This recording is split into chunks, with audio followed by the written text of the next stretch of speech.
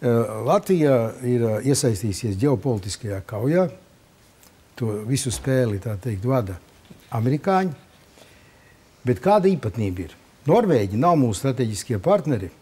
Viņi palīdz tieši sniedz ekonomisko palīdzību ar speciāliem fondiem naudu Latvijai. Ja katrs amerikānis tikpat sniegtu palīdzību Latvijai, kā katrs norvēģis pēdējos 5 gados, tad Amerikā dota mums katru gadu 822 miljoni eiro.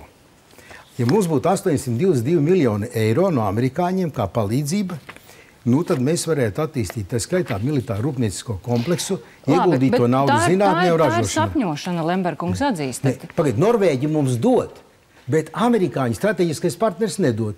Tāpēc ir vienkārši uzdevums valdībai, jautājums varbūt parlamenta vadībai aizbraukt pie Obamas un šajos apstākļos pateikt, mīļais, esi labāks, esi tikpat labs pret mums kā katrs norvēģis. Saprotat? Bet varbūt ir apsvērumi amerikāņiem, kāpēc viņi neiegūda. Es pārprasīšu ārvalstu investoru padomē. Es runāju par valsts palīdzību, es nerunāju par privātām investīcijām. Ja runa par valsts atbalstu. Norvēģijas valsts un Amerikas valsts. Amerikas valsts praktiski baranka.